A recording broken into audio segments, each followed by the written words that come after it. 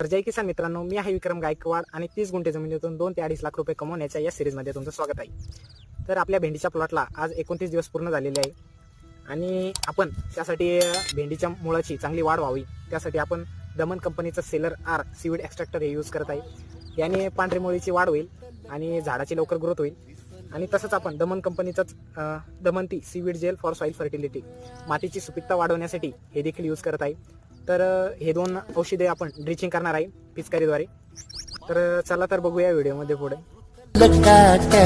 दिसल वाट तुझी हो झोपून आशा चालत धातू गाडून टाक भीती।